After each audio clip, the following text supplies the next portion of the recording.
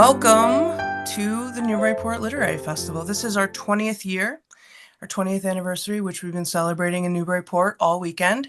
And this is the 5th anniversary of our virtual sessions, which of course started by necessity, but allow us to have amazing events like this and bring these authors together from places like London, the Bay Area, California, Maine, New York, and Massachusetts. So we've got a 5-state gathering here, which is awesome. So thanks everyone for being here. Before we get into our run of show tonight, or this afternoon, but I want to thank our sponsors, as always, the Newburyport Bank and the Institution for Savings were our founding sponsors 20 years ago. They remain our sponsors, and we couldn't do this without them. We are also sponsored by Massachusetts Local Cultural Councils, the Mass Center for the Book, and several other amazing businesses in our area. Please go to the website and check them out. We couldn't do this without them, and we couldn't do it without you. Thank you so much for investing in the fest and being part of our community. I also want to give a shout out to our partner bookstores, Jabberwocky Bookshop and the Bookshop of Beverly Farms. Please, if you're interested in buying any of the books from the authors today or any books in general, support your local bookstores, and we love these two particular ones. Without further ado, I am going to introduce our amazing panelists.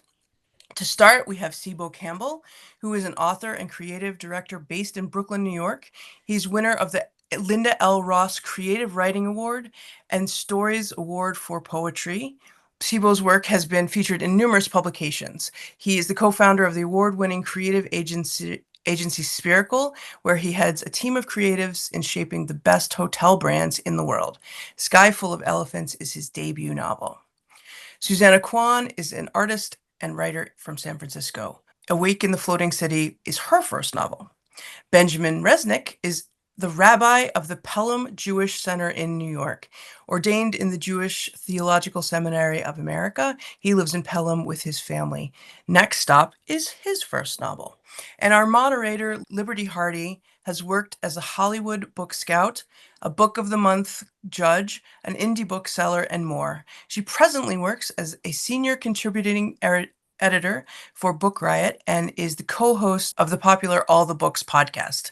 She reads over 600 books a year and lives in the great state of Maine with her husband and 3 cats who hate to read.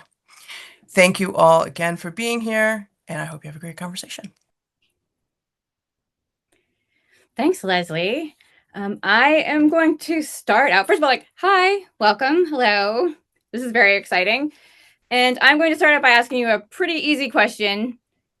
If you could each tell us a little bit about your book. Whoever wants to start, go ahead. I'll jump in. You guys can hear me okay, right? Yep. Amazing. Hi, everybody. I'm Cebo. My book, Sky Full of Elephants, is set in a world in which every white person in America walks into the nearest body of water and drowns all at once, leaving the country to people of color and various people throughout the country to try to figure out how to navigate what would be a very different landscape, a very different cultural landscape. And it centers around a father named Charlie who was released from prison after the event happened. And he is contacted by his biracial daughter, who he has never met. And they do a bit of a road trip across the country, kind of figuring out who they are within it and what the country is going to be as a result of the event. Great. Who wants to go next? I can go next. Okay. Awake in the Floating City is a novel set in a future version of San Francisco that's flooded from years and years of rain. There's not a lot of people left, but those who still live in the city have kind of moved society up to a network of connected rooftops. And it follows Bo, who's an artist. She's lost her mother in a big storm. She's lost the people she knows. They've moved away. And she's also lost her connection to her artistic practice. And she's getting ready to join her extended family in Canada, where they're telling her life is going to be better here. It's going to be safer. So she's getting ready to go when she gets a request from a neighbor in her apartment building who is 130 years old, and she is slowing down. She needs some help. And Bo isn't really ready to leave the city yet. So answering this neighbor's call for help. It gives her a reason to stay, and it follows the two characters over the course of the year they spend together. Thank you. And Benjamin? Yeah. Next stop is a story about a young blended Jewish family that navigates a violent anti-Semitic hysteria in an unnamed American city. And it follows a youngish couple, a woman who has a young child, and a man who she begins a relationship with just as sort of the situation in their city for Jews is starting to get increasingly hostile. And as they begin a relationship and build a family, they have to navigate what's going on in their city and try to make choices as parents and as Jews and as people to try to stay safe. Great. Thank you. Before I go ahead and ask you some more questions, I want to remind people watching that you can ask questions, and there's a little thing at the bottom of your screen there that says Q&A. If you want to drop your questions in there, we'll get to those at the end. So I'm going to start out by saying all of these amazing books are debuts. Susanna, yours comes out in 2 weeks. The other two are already available. And so whoever wants to start, I would like to know what inspired you to write these books. Just congratulations to both of you guys. It's exciting. Anyway. Congrats, Ben. I think you should jump on that question first. Okay. So one of the, I think in the American kind of cultural conversation and reality, anti-Semitism is, I think, much more a part of the national conversation now, for both Jews and non-Jews, certainly than it was, 5, 10, 20 years ago, at least when I was growing up. And I think there are a lot of reasons for that. One of the primary reasons why that's the case is October 7th, which kind of transformed the American cultural landscape with respect to anti-Semitism in a variety of different ways. One of the things about one of the, for me anyways, unsettling aspects of my book coming out was that, so my book was written entirely before October 7th, and it was submitted to my editor, I believe on like October 3rd, 2023. And, fiction, for everyone probably on this call, and probably for many people in the webinar too, are aware that like fiction is a relatively protracted process from when like the book is like a twinkle in your eye until it's done, is like a long period of time. So like it would have been impossible to write the book sort of inspired by October 7th. It was like written completely before that. Some of the editorial process happened afterwards, but there were no real major changes as a result of October 7th. So one of the questions I sometimes get though is like, well, are you responding to the moment and the answer to that is no. In terms of what sort of inspired me to write the book, I think, so I have young kids now, they're 10 and 7, and they were younger during the pandemic, and it's not an original statement to say that like parenting young kids during the pandemic was challenging. I also will say, as far as it goes, like I had a wonderful pandemic. I mean, I had, it was relatively safe. I didn't lose anyone particularly close to me. I had, resources and wasn't in a desperate situation. But even a wonderful pandemic is a very challenging pandemic. I think that that's unquestionably true. And I think what inspired me to write the book in the first place was I was thinking a lot about parenting, because I always think a lot about parenting. It's one of the central preoccupations of my life. And I was thinking about the experience of parenting through really pretty radical disruptions. And I wanted to tell a story about that and about how, the veneer that separates sort of our daily rhythms from really radical change is actually quite thin. And that's always the case, for any number of reasons. I think for me, I thought about it in a really more focused way in the wake of the pandemic, and I wanted to tell a story about that. Um, and then as far as anti-Semitism goes, this is not a panel about anti-Semitism, but anti-Semitism is a very old story. It's an ancient and mysterious evil, and it's a story that Jews and others have been telling in different kinds of ways, and trying to understand for millennia.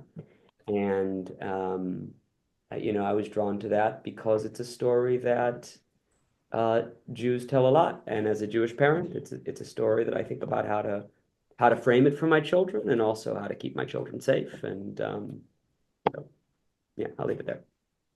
Thank you. Who wants to go next? I can go next. Great. I was thinking about a lot of different questions in putting this book together.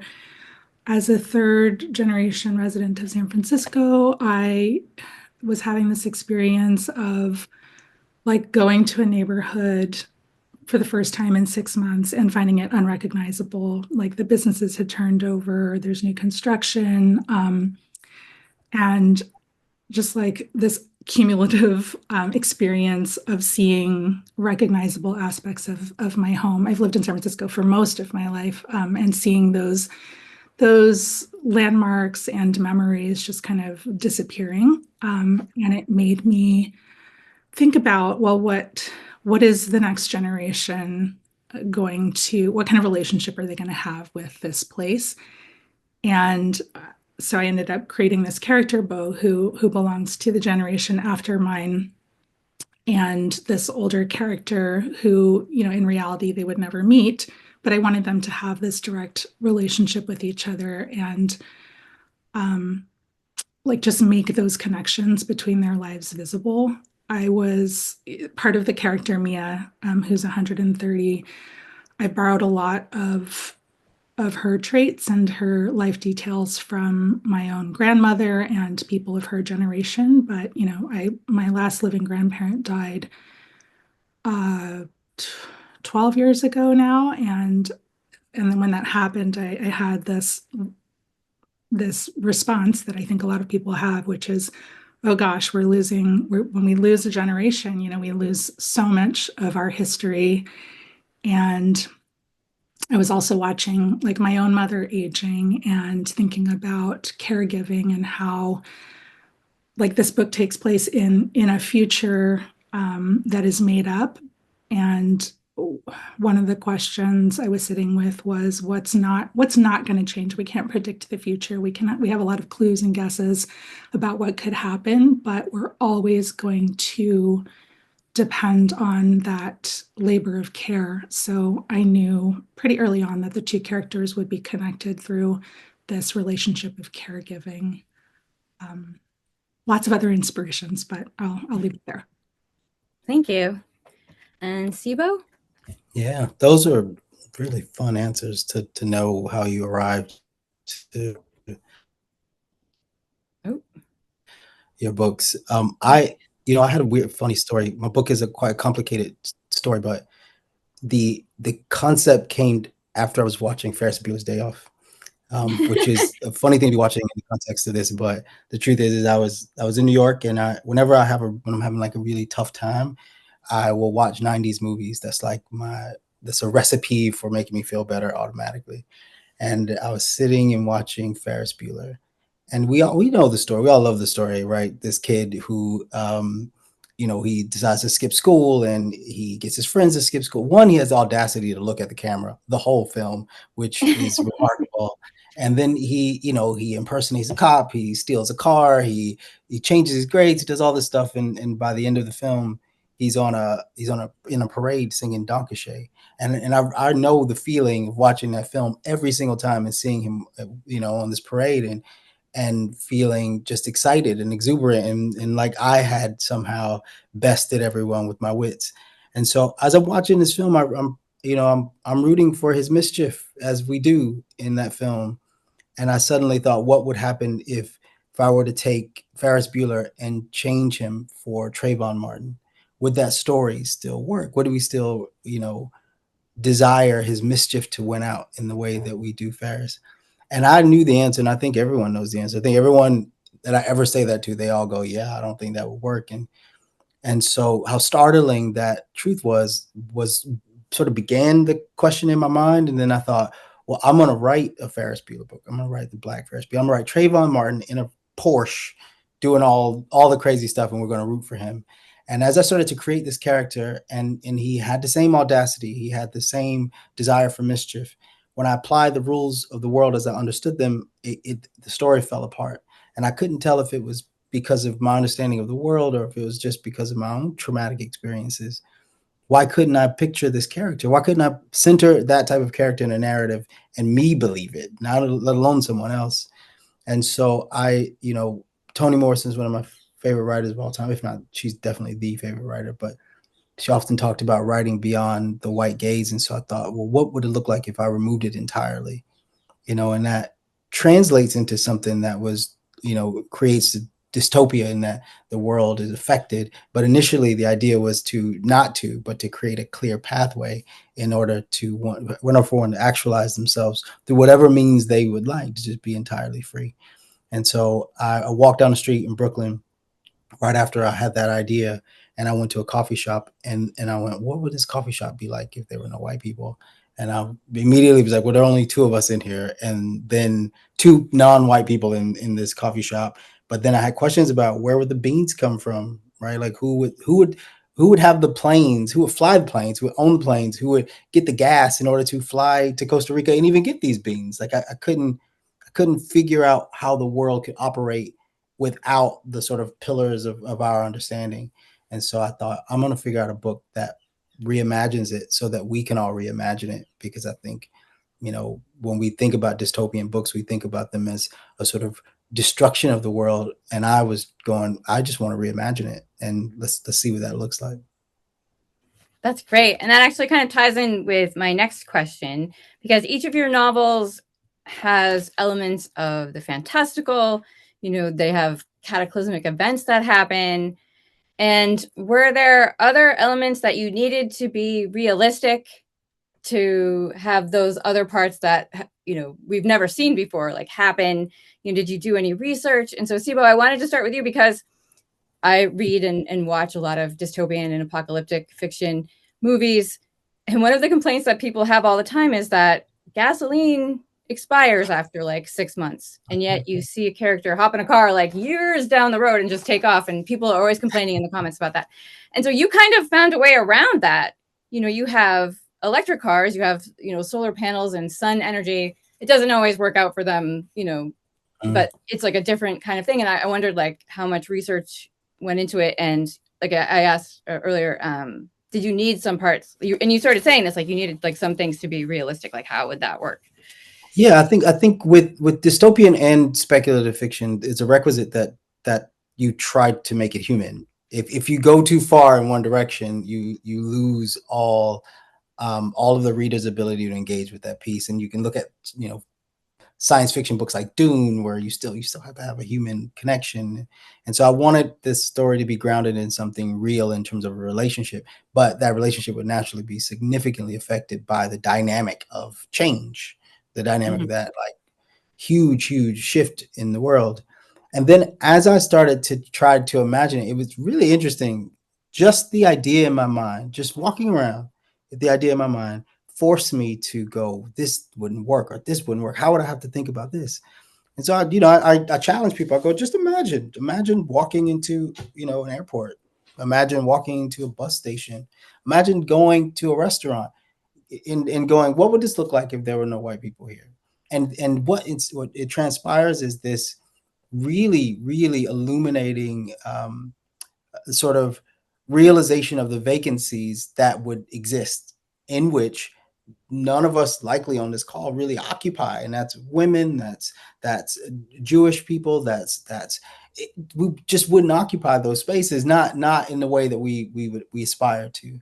And so that to me was real enough that I can create a counterbalance in my thinking with that. I can go, okay, well then how would I manage this? And if this happened overnight, right? Like in that coffee shop I was explaining, if overnight all of a sudden no one can get these beans, what are we going to do, right? Like you have to now sort of employ your creativity and employ your critical thinking, both as characters in the story and as the writer.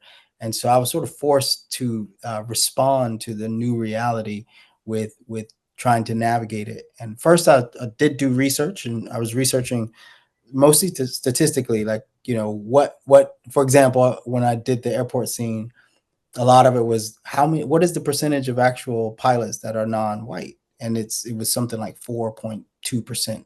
And then how many of them are non-white and women, and it was sub 1%. And I was like, wow, we wouldn't have enough people to actually fly the planes. You just wouldn't have enough. And then I get to respond to those inquiries with what I think might happen. And in so doing, it became what the characters would sort of do as a response. And so a bit of research, but mostly just being a contributor to the world and responding to it with that sort of speculative concept in my mind. Thank you. And Susanna, did you do a lot of research for your book? I mean, you have events that don't seem all that impossible with, like, global warming and climate change. Was there a lot of material for you to look at?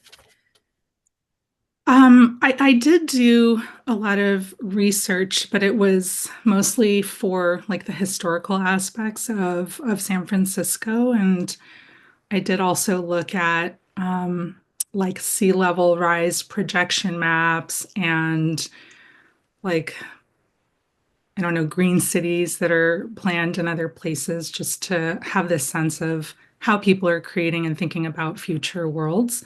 But I didn't actually set out to write like a dystopian book. I totally get why it is in that category now. But yeah, it wasn't like about characters trying to like survive an emergency or like escape some kind of immediate danger. It was really about this ongoing sense of loss that I was feeling. And so the world of the book is like, yeah, it's an extreme version, but there are parts of it that feel very plausible. And that really came from like 15 years ago, I was living in Nashville and there was this big storm and catastrophic flooding. And it was kind of my first encounter with an extreme weather event like that. And I came out of that fine, but I remember going into people's homes like a week later when the waters receded and seeing everything, their VHS tapes and their photos and their furniture, all of these material possessions were just destroyed by water and mold. Entire neighborhoods were destroyed, and that experience really stayed with me. While I was writing this book more recently, San Francisco saw some seasons, some winters where it felt like it would never stop raining, which is pretty unusual. I grew up here during like a 6 or 7 year drought. So this was really a version of the city that I hadn't expected. So I think, yeah, there's a lot of like flood memory, flood imagery. Of course, there is flooding happening all over the world. So those elements made it into the book. And then it was really about, yeah, I was mentioning this ongoing sense of loss that drove the storytelling. And I think it sounds like with all of our books, there's this element of when you're creating this apocalyptic world, something gets subtracted, and the things that were subtracted from this world were things that I already saw slipping away from me, which were, like my grandparents and my mother and those landscapes and landmarks that I had mentioned earlier. Thank you. And Benjamin, did you do any research? Were there parts of, your future, imagined future, that you needed to be very realistic to make the speculative elements work? Not really, no. And I'm not even sure really that my book is set in the future. I mean, there's not any technology really that doesn't exist today. Some of the ways in which surveillance happens in the book are, I think, certainly possible today, and maybe going on in some places in the world. Uh, that one of my favorite books, well, one of my favorite books of all time, by one of my favorite writers of all time, and certainly one of my favorite books in the sort of the dystopic genre. I think someone asked that question in the chat. Is Never Let Me Go by Kazuo Ishiguro, who's the great British, in my opinion, for me anyways, just one of the best people writing in English today. I'm just a fan. And in Never Let Me Go, which is, if you haven't read it, is about, I don't want to give away too much. No spoilers. About, it has sort of a near future feel to it and vibe. But in the beginning of the book, and I actually think this is a really brilliant thing that he does, there's like not a headline is the wrong word. There's like an inscription like on the top of the first chapter that says something like London 1990 or 1995. So the book was written in like 2005, I think. So it seems like it's in the future, but it's actually in kind of a strange alternate present or near past. So that's sort of how I see the world of Next Stop. So I'm not even sure that it takes place in the future. So no, I didn't have to do that much like research about that kind of thing. Susanna, I'll start with you this time. We've all seen the stories about dystopians or apocalypse events where there's the one person left, like I Am Legend, and they think they're the only person left in the world. And we've also seen the stories where there are groups of people trying to survive, or, Cebo, you have, many, many people who are trying to get through this. Susanna, your novel is, you have Bo, who starts caring for her elderly neighbor, and how important are other people to the characters in your books? This book has a pretty small cast, and I think part of that was about learning how to write my first book and trying to simplify in a way. But it was really just these two characters and their relationship that I wanted to follow, and there was so many other elements I wanted to explore in the book, like including San Francisco history, including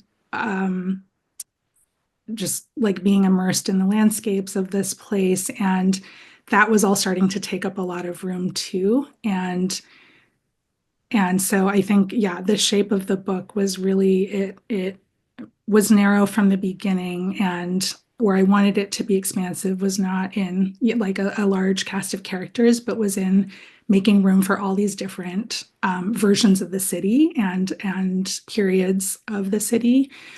So to me, it feels really full, but when I actually back up and look at it, like there's just two characters who spend most of their time like in this tiny studio apartment, while all of these other timelines are kind of floating in and out of the moments that they shared together. But there were a couple of other characters who showed up in the book out of necessity. There's a librarian character who was important because she holds a lot of records and collections and archives that Bo needed in order to understand the place better, and to make progress with this art project that she's working on. And there's also a character named Eddie, who's a conservation biologist, and his work was important to Bo and to me because he's really looking at how a place changes over time. He's tracking species and that work really ties into the things that Bo is struggling to reconcile and to move forward with. So yeah, it's I don't know. This is just sort of how they showed up, and I can't really imagine. I mean, both characters are also very isolated from the communities that they once knew, and that felt really important because I think the effects of climate change are isolating people, and yeah, I just can't really. I'm not sure what this book would have been if there had been a whole society of people that I was trying to involve in a very intimate story. Thank you. And Benjamin, what do people mean to your main characters? How do they feel about people before and after events start happening? Does it change at all? Sorry, say that again. How do your characters feel about other people? Like, does it change at all? Like before and after, events take place? How important are they? I think you mean people other than the main characters, or like how they feel about the world? Yeah, just both. Sure. Um, so I think the book, I mean, the primary themes in the book are, or the central, I guess, preoccupations of the book are parenting and Jewish identity, and in the context of, and in this case, not only in the context of anti-Semitism, but in the context of a sort of a spasm of sort of violent anti-Semitic animus. So that transforms sort of the character's perceptions in a variety of ways. In terms of the parenting, so one of the most gratifying, consistently gratifying comments that I get about the book is I describe what the book is about, and I very often get the response, or people get the impression that the book is like just this really, really grim slog. And I think that there's like a place for grim slogs, like in literature. Like Cormac McCarthy's The Road is like it's beautiful, and it's also like a grim sort of like slog. Um, but I really, really did not want Next Stop to read that way. And some of the most gratifying feedback I've gotten very, very consistently is that it does not read like a grim slog. It reads that has a lightness to it, and it reads quickly and easily. And some really bad things do happen to some of the characters. I mean, that doesn't give away too much. I do think that when you're writing about, I forgot who, there was another writer I was listening to an interview who said this recently, but I think it's very, very true. Like if you write a scene about something horrible happening to a character that you like, and it doesn't feel horrible, then it's like a failed scene. Like when bad things happen, like they should feel acutely bad to the reader. And there are bad things that happen in the book. But nonetheless, one of the central sort of things that unfolds in the book in terms of the narrative is that um, uh, the main character, one of the main characters, is a woman named Ella, and she has a son, Michael.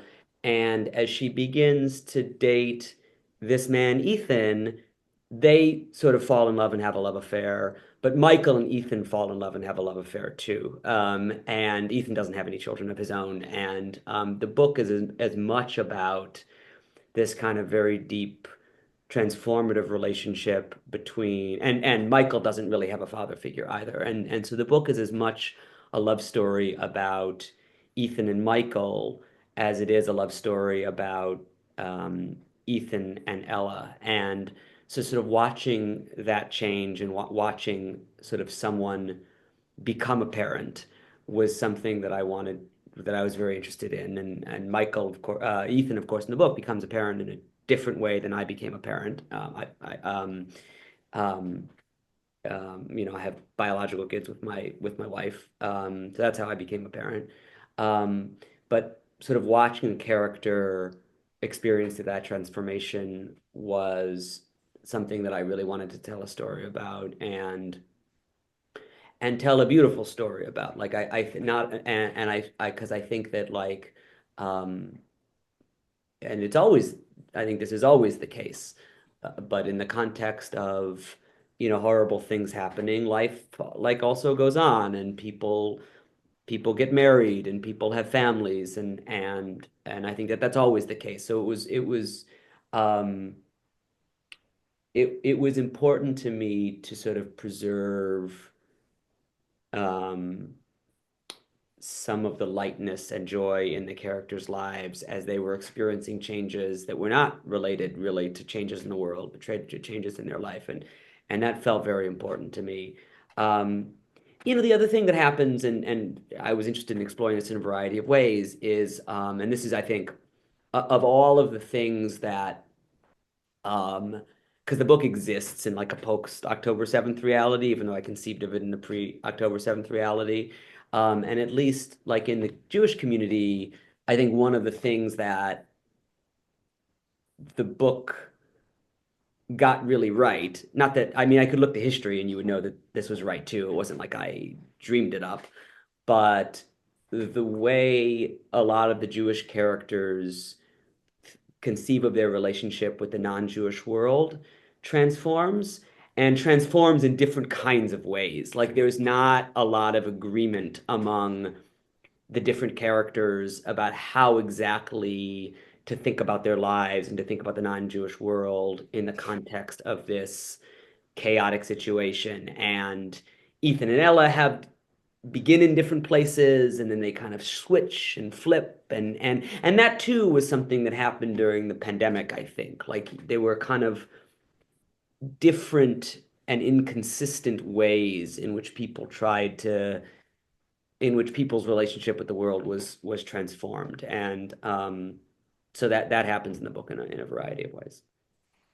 Thank you. And Cebo, I just realized, I'm so sorry, I forgot to write down your character's name. Charles? Is that his name? Charles. So Charles, it has a very specific relationship with one person in mind, his estranged daughter, who he has never met. And could you talk a little bit about, why he decides to connect with her? I think as the central character, his aim was to, try to self-actualize through understanding with one's child, and I think we as parents, so maybe I'm speaking for myself in this, but I think watching our children grow up and watching them evolve and watching them become full human is is a reflection of the human that we are and what we put into them. And so Charlie, at the beginning of the story, he's coming out of prison. So he's been in prison for 20 years, and he's never met this child because she was born while he was in prison. And when one is incarcerated and they come out of that incarceration, I think they carry a significant guilt that our society isn't suited to help them to shed. And for him, initially, he's just trying to stay alive. He's just trying to survive this new reality and contribute in the ways that he can. But when he realizes that his daughter is alive, one, he feels guilt that he didn't consider the fact that she might have been, and then second, he almost looks to her um, to give him a sense of value and a sense of purpose, which I think is at the core of parenting. And so that was a good portion of it, that dynamic that drove him to her. And then there was this sort of subtext around once he does get to her, once he finally arrives and he's standing face to face with this child, what is he going to offer her as a parent? What is he going to offer her as a a wiser figure? Like what can he give to her that would make him feel like he can recoup those 20 years? And the book sort of explores that question of if there is a dystopian moment, the world is coming to an end. And I grew up in Florida, right? So I grew up in North Florida, where you get hurricanes all the time, all the time. It's like regular weekends. You just have destructive hurricanes. And so one of the things we always did was we would gather. We'd all come together to my grandmother's house. Not that my grandmother's house was particularly, a great house to defy a hurricane. Is a very old house, but we'd all go, and because we believed that she was the center of our survival. So we gathered around my grandmother, and so in the book there is a sense of sort of gathering in the context of this significant change. But the idea is you gather in order to become a little better, become a little brighter, not just to make it to the morning, but to learn something, to gain something, to protect yourself against the next possible hurricane, to learn how to navigate it for your children. And so I think with Charlie, there was Charlie and a lot of the characters in the story, there's a gathering, people trying to figure out how to navigate this by coming together. And then there's this pursuit of self-actualization through that connectedness and through like going off and figuring it out on your own. And what became of that, I think, is the excavation of sort of cultural notes and cultural and historical notes that you want to give to someone that they can carry that on. And Susanna, when you talked about, these this 130-year-old character and this younger character, and there's like all this information that is potentially lost, all of this history that is potentially lost, and frankly, a lot of culture that could be lost. And once it's gone, it's very, very difficult to find that in language that translates into current times. And so I think for Charlie, he also needed to excavate a sense of self through a history that he had been completely severed from, and he wanted to be able to give that to his daughter as well. And so his pursuit was in part, he wanted to do something for himself, make himself feel a little better. But ultimately, I think he wanted to do what we all do when we gather, which is to try to make everyone around us a little bit better.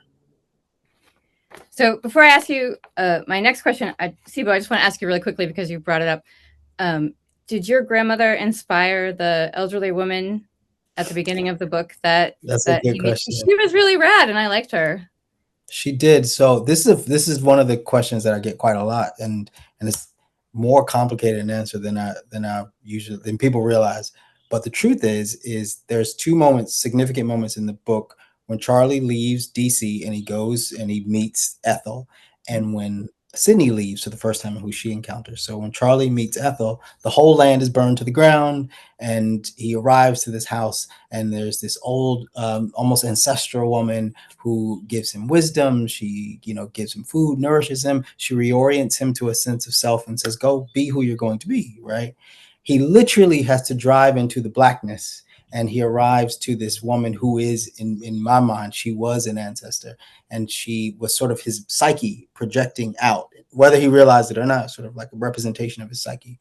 When Sydney leaves, the first person she encounters is Little. She goes to Kenosha, and the town is spray painted in white, and Little is wearing a KKK uniform. And he grabs Sydney and he says, "You can't go. You're one of us." And that was her psyche projecting outward, saying, "You can't leave this concept." And it wasn't until she fell into Charlie's arms that they could kind of go off together, and he can give her all that Ethel gave him. He can give it to Sydney. So there was, and frankly, every character in the book is inspired by someone in my family, and that is very much my grandma. My grandma and this other lady I grew up with named Miss Munt. She was very similar to them, and then every character, like I can tell you something about someone in my family based off of them. Thank you. So, Benjamin, you've already made some of my work easy because you covered my next question, basically. When people think of apocalyptic novels, when they think of dystopians, it's like everything is bad and terrible. And I was reading an interview that you gave in which you said that very thing, like, people always imagine them as being grim. And your, book was in many ways a domestic story, a love story, and a story about parenting. And those are things about, hope, I think. And I was just wondering if you could tell us like where the hope comes from in your novel, and Cebo and Susanna, if you could also after explain like why it's important to have hope. Yeah. I think parenting is sort of, for me, in some ways, a radically hopeful thing to do. Sure. I think a lot about parenting. I don't know. I mostly write fiction. I mean, I write for my work and as a rabbi too, but it's possible one day that I'll write like a book about parenting as a spiritual practice, or parent or theology of parenting or something like that. But I think our children are literally our hope for the future, and we try to give them whatever we can, and we try to then send them off into, a world that's dangerous, but a world that's not only dangerous, a world that's also beautiful. And I remember, I guess I'll share a story about this. My wife, Felissa Kramer, is the editor-in-chief of the Jewish Telegraphic Agency, which is a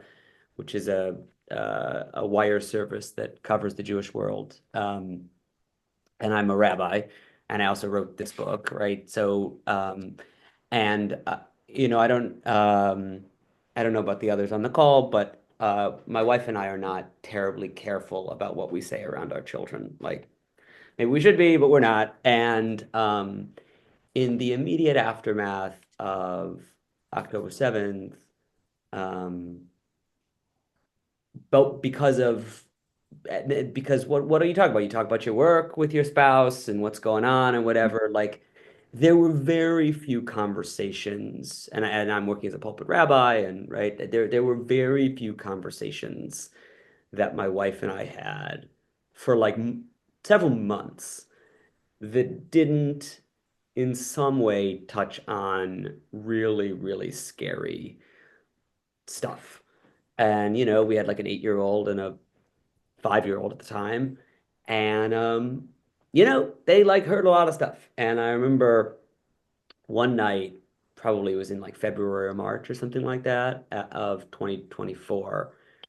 I was sort of acutely upset one night, and I sort of either I woke my wife up or I tapped her on the shoulder and I said, uh, Felissa, like, I was really acutely upset about this. I was like, I said, Felissa, do you think that the kids know that daddy thinks being Jewish is like this wonderful thing that like I get up every morning, I do, and I'm like so grateful that like I'm a Jew and I am this is part of my life and part of my experience, and that I was born into this, and do they know that daddy thinks it's this wonderful thing? Because I was really concerned that like they don't. And my wife, who's like more even keeled than I am and less given to like dark nights of the soul, was like, yeah, I'm sure it's fine. Like they're fine.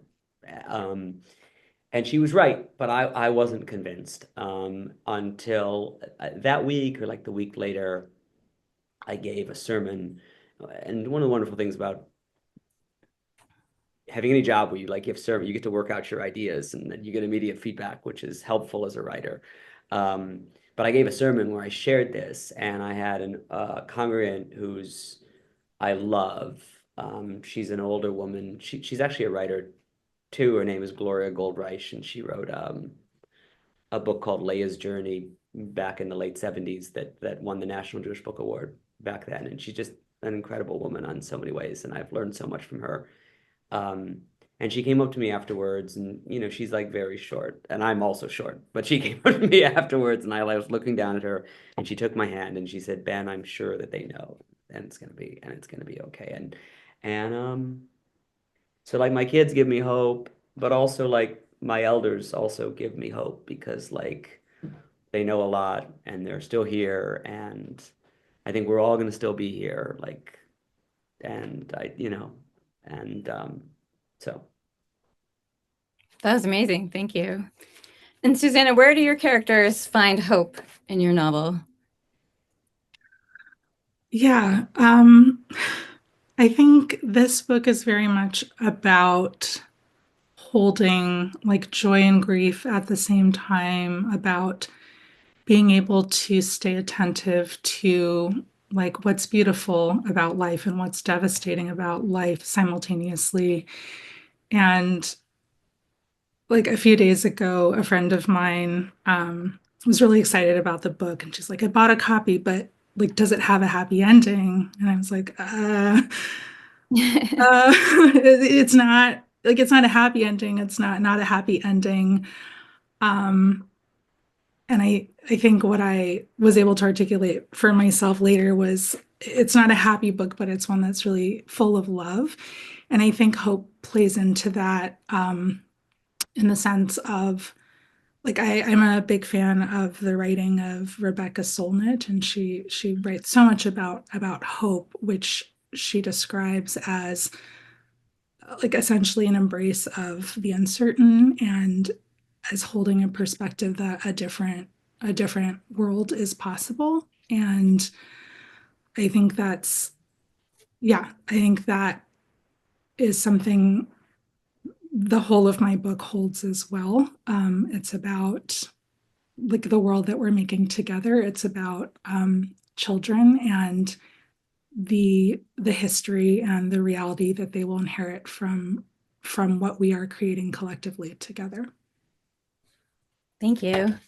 And Cebo, what did you want to say about hope and love with your book? All sorts, filled with it. You know, it's funny. One of the things that happens in a lot of the sessions that I end up having about the book is someone always just says this. They go, "Well, your book is dystopian, but Black people have lived through every kind of dystopia that you can back in America." And my response is always the same, and it's that you know, when we're reduced to our most fundamental selves, all we have left is that hope, and that's more than enough. It's more than enough. It's more than enough to fill the whole world back over again. And you need only look around you every day, and you can see that true. I mean, one of my favorite books. I have so many books I love, but I was reading it the other day. It was Giovanni's Room, the book by James Baldwin, and it's fascinating to me because during the time he's writing this book, right in the '60s, there's like people like all of our public like leaders are literally being killed in front of like on national TV. JFK, Robert Kennedy. You've got Malcolm X, Martin Luther, all these people, and he's writing about falling in love with a man in Italy. And I went, how does one separate? And there's no question that, in my mind, that hope is a requisite in order to be able to find sparkle and magic in the world, even in the times when there isn't.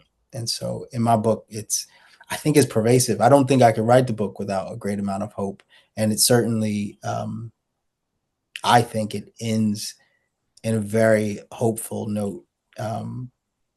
And I don't think I meant for that to be the case. I just think that's who I am, and I think that's who the characters are, and they arrive to the same place. Thank you. So I have like 2 more sheets of questions here, but we're almost out of time. So I'm going to ask you this question that was dropped in the chat. It is, what are some of your favorite dystopian novels or films, and how do you see them changing, influencing people, and how do you hope to see your novel affecting people? So, Susanna, let's start with you. I am also a really big fan of Ishiguro and Never Let Me Go, and also one of his more recent novels, Clara and the Sun. I feel like he writes so with so much beauty and compassion for like everyday people who are living in circumstances that are challenging and sometimes horrific, and these characters are the focus of the books are about friendship and relationships and love and art, and how that helps us move through the circumstances of our lives. Last year, I finally read The Memory Police by Yoko Ogawa, about this island where words and the things associated with words are disappearing. And there are also, and people also lose the memory of those words as they are disappearing, but there are certain people who remember everything. And in this book, they are artists. And so that was, my character is an artist, and that kind of helped me understand in the landscape of stories about worlds that are, slightly off from ours, but familiar, the role that art can play in those stories. I'm also like a really big fan of the TV show Station 11 for similar reasons. And I think visually it was just so beautifully done, and so much about, how people survive together and stay open to beauty. And Benjamin, how about you? I think about Station 11, the show, all the time and like rewatch scenes and just cry. It's one of the greatest. If you have not watched it, watch it. It is extraordinary. Uh, in terms of um, in terms of speculative fiction, so I love the work of Ursula Le Guin. Um, uh, I think she's, in terms of world building, I think she's really has very few peers. The Left Hand of Darkness is a really, really amazing book. It's not really dystopic, I don't think, but it's just an extraordinary example of how like fiction can create worlds. Um, I'm a big fan of like apocalyptic zombie fiction. Like I really like The Walking Dead until seasons like 900. It got a little bit, but the first few seasons of The Walking Dead are really tight and really amazing. I'm really enjoying HBO's The Last of Us. And Next Stop is not obviously post-apocalyptic zombie fiction, but as I was writing, I did have some of those stories in my head, and I am drawn to those stories in some ways, and I like them. Um, yeah, I like Clara and the Sun a lot too. Yeah. All great. And Cebo, how about you? My favorite all time is The Matrix, actually. Just because there's this separation of the physical sort of dystopian reality from the mental one, from what's going on in the mind, and that people can shut off the real dystopia that's happening in our realities every day. They can just sort of shut off from it. And I've loved that film. I watch it regularly. Even the new ones that aren't as strong, but I still watch it. And then book wise, I've always really liked. I know Ben, you said On the Road, it is dark, or sorry, The Road, it's dark. What I like about it is that he can write feeling into the sort of phonetics of the writing itself. Like you could feel gray just by reading the pages. You could feel heavy, Oh and yeah. that to me is, you can't. That's writing, man. That's heavy. Incredible writing. I also like The Stand. That was the longest book I've ever read in my life. The extended version is like 1,200 words, 1,200 pages. And I like the idea that dystopian realities could conjure a confrontation between what is good and what is evil amongst everyone. That remains. So I quite like that. As far as my book, I hope when people read Sky, they're not thinking about the end of the world or anything like that, but they're imagining the world in which we live in, and going, we all want this place to be better. We want it to be um, inclusive and full, and we want it to be cyclical, and that it gives and it takes, and it gives and it takes, and we want it to feel equal for all of us.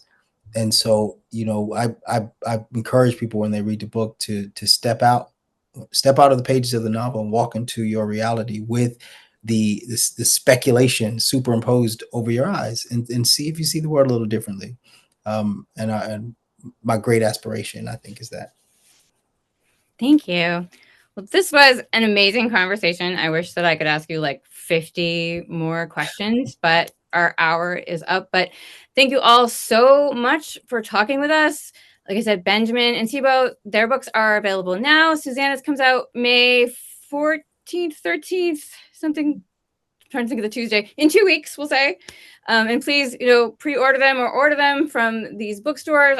It'll be worth it. I promise. They're all amazing. And thank you so much for answering my questions. Of course, so much. Thanks, Liberty. Yeah. Congrats, Susanna. Ben, you may not know this, but Ben and I share a book birth date. So he's my cousin, basically. That was a great discussion. So wonderful to hear all of your thoughts and comments. Thank you, Liberty, for moderating, and thank you all of the authors for participating, and thank you to all of the participants at home watching. Everyone has a great day. Ooh, cameo. We got a last minute cameo. Hi. Take care, everyone.